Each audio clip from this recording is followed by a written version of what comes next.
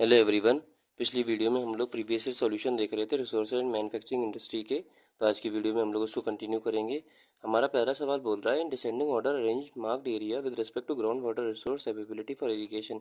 यानी कि ये 1 2 3 4 मार्क्ड एरिया है, इसमें से हम लोगों को ग्राउंड वाटर अवेलेबिलिटी के हिसाब से इनको अरेंज करना है। तो हमें सीधी सीधी बात पता है कि नंबर 4 पर जो है वो नंबर 4 पर होके भी नंबर 1 पे होगा। क्यों? क्योंकि ये हमारा उत्तराखंड यूपी की बात है जहाँ पे सबसे ज़्यादा पानी है। यानी कि सीधी सीधा तो ऑप्शन नंबर 4 सबसे पहले होगा। तो या तो ऑप्शन नंबर सी होगा आंसर, या फिर ऑप्शन नंबर डी होगा। उसके बाद हम लोग अच्छा 4 के बाद 3 दोनों में, यानी कि 3 हम लोग को देखने की ज़रूरत नहीं, अब 1 और 2 में देखना है। तो मेरे भाई इसका आंसर क्या होगा? 2 पहले होगा 1 बाद में होगा। क्यों? क्योंकि 2 क्या है हमारा माल्टा गैप है। माल्टा गैप क्या था? एलुवियल डिपॉजिट बचे थे यहाँ पे, जबकि 1 क्या है? प्लेट्यू रीजन है। और प्लेट्यू रीजन ये हमारा क्या है? खरबी अंगलों का जो प्लेट्यू है, फिर जो हमारा जो शिलोंग का प्लेट्यू, वहाँ पर क्या है? वाटर की रिसोर्स की क्या है?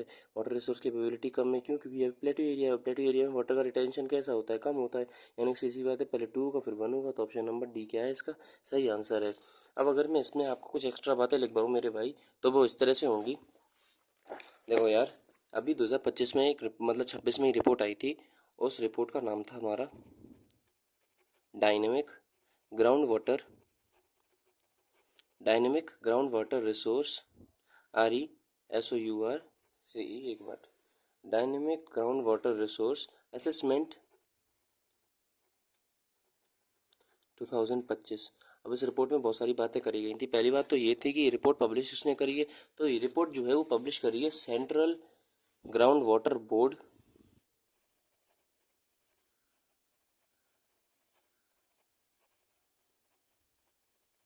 एंड स्टेट गवर्नमेंट, और स्टेट गवर्नमेंट दोनों ने मिलके ये करी। अच्छा, हम लोग को ये पता होना चाहिए कि वाटर हमारा कैसा है, तो स्टेट लिस्ट में आता है।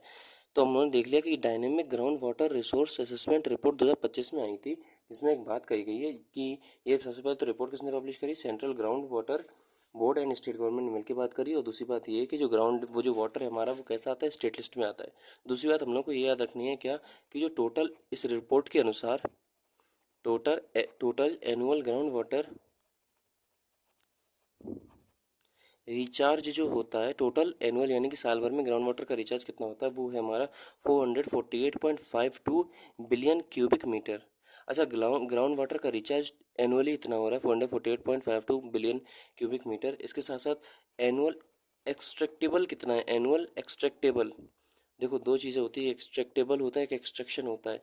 एक्सट्रैक्टेबल मतलब कितना कर सकते हैं, तो एनुअल एक्सट्रैक्टेबल जो है ग्राउंड वाटर में GW लिख दे रहा हूँ। ग्राउंड वाटर जो हमारा रिसोर्स है, total extractable ground water resource का जो है हमारा, वो है 407.75 बिलियन क्यूबिक मीटर। ये हमारा क्या है? Total extractable. अगर आपसे बोला जाए कि एक्सट्रैक्शन कितने का होता है वही एनुअल लेवल पर, तो एक्सट्रैक्शन होता है हमारा रफली 247.22 बिलियन क्यूबिक मीटर। ये उस रिपोर्ट में बात कही गई थी कि एनुअल ग्राउंड वाटर रिचार्ज इतना है, एक्सट्रैक्टेबल इतना है, और एक्सट्रैक्शन इतने का होता है।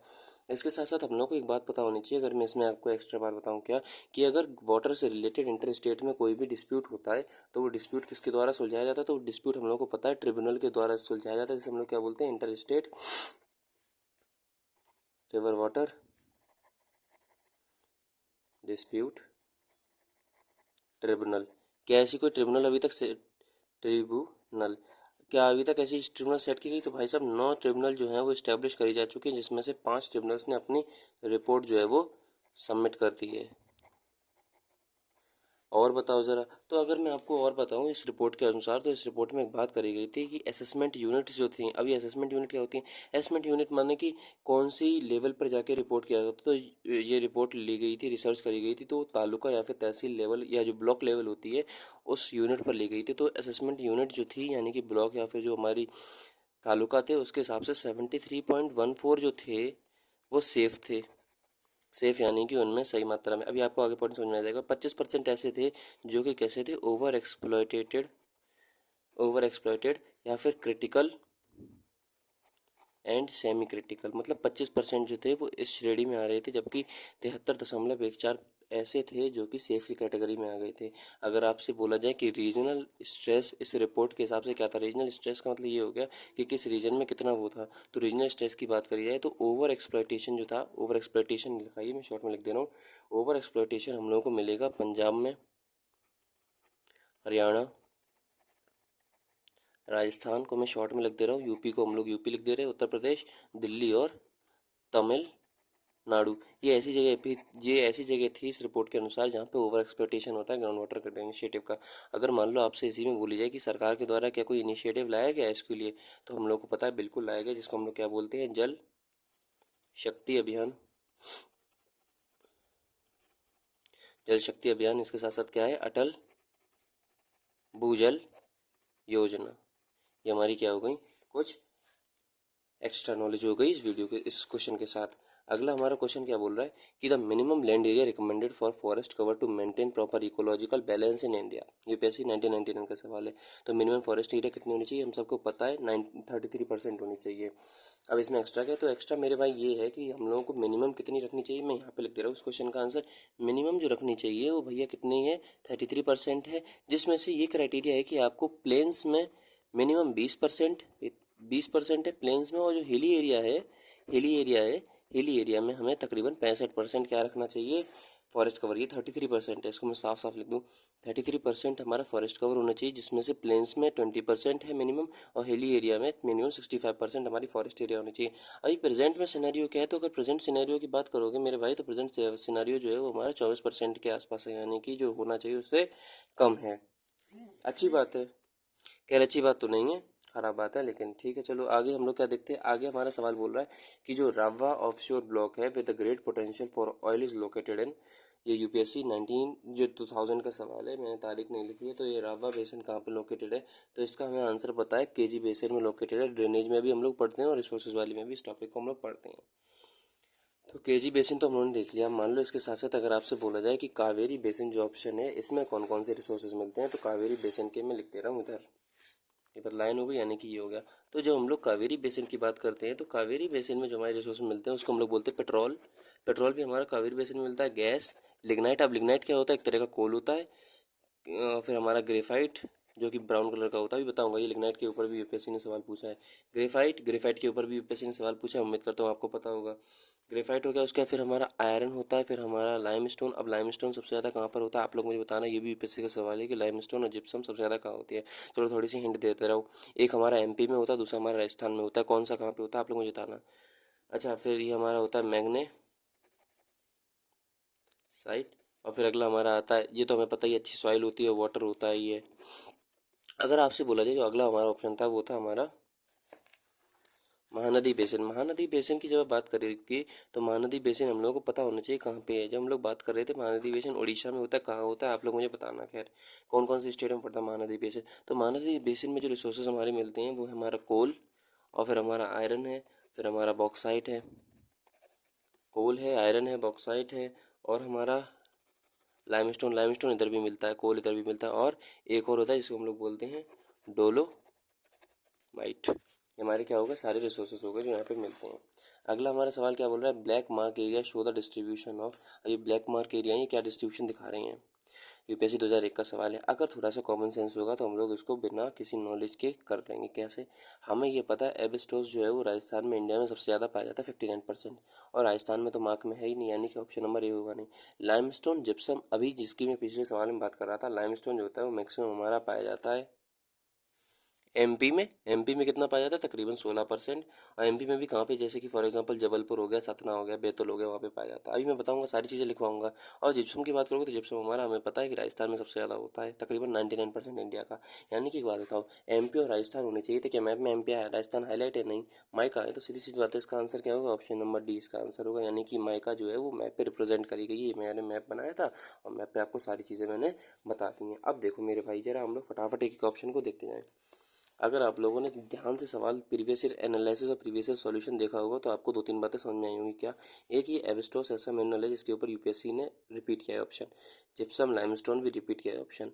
माइका जो है वो कितनी बार रिपीट किया होगा पता नहीं। एबेस्टोस के ऊपर यूपीएससी 1996 के ऊपर सवाल पूछा था। यानी कि जब हम लोग इस चैप्टर को पढ़ेंगे ना, तो एबेस्टोस हो गया, माइका हो गया, जिप्सम हो गया, मैंगनीज हो गया, इसके ऊपर हम लोग क्या रखेंगे, विशेष ध्यान रखेंगे।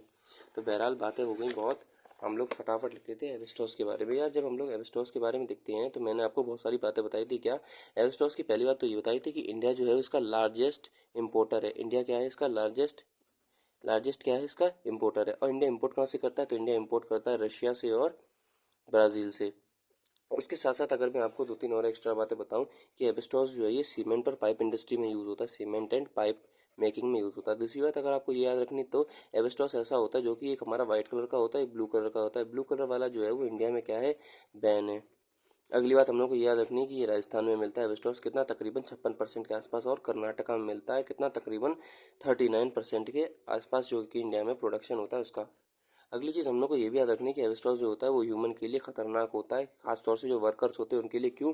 क्योंकि ये लंग कैंसर जो होता है, या फिर इसी के नाम पे एक बीमारी और पड़ी जिसको हम लोग बोलते हैं एस्बेस्टोसिस, वो क्या करता है, कॉज करता है।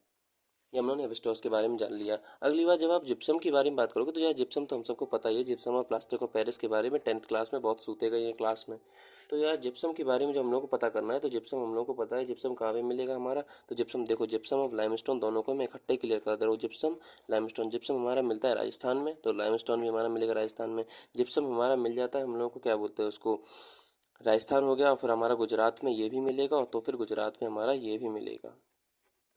ठीक है जी। तो जिप्सम हो गया हमारी, और फिर इसके साथ साथ एक और कॉमन स्टेट होती है जिसको हम लोग बोलते हैं, तो जिप्सम के केस में हमारा जम्मू कश्मीर, एक मिनट, जम्मू कश्मीर, और लाइमस्टोन के केस में हमारा एमपी। एमपी हम लोग देख ही चुके हैं कि सबसे ज़्यादा होगा तकरीबन 16% के आसपास, इधर ये होगा तकरीबन 99% के आसपास। इंडिया का कहाँ पे होता है, राजस्थान में होता है। एमपी में कहाँ पे, फॉर एग्जांपल हमारी बैतूल डिस्ट्रिक्ट है, और हमारा क्या है, बैतूल हो गई, सतना हो गई, और हमारी होती है जबलपुर।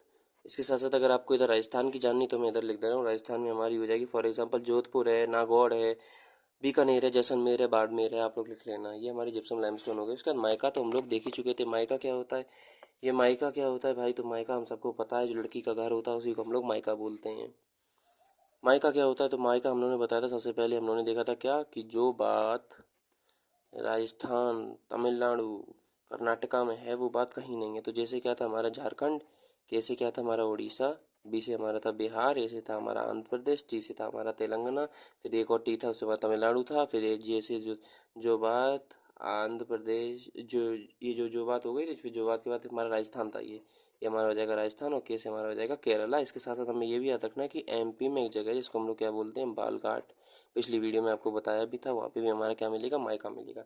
तो जो बात राजस्थान, कर्नाटका, तमिलनाडु में वो बात कहीं नहीं है। तो ये सारी कौन सी थी, माइका थी। ठीक है जी।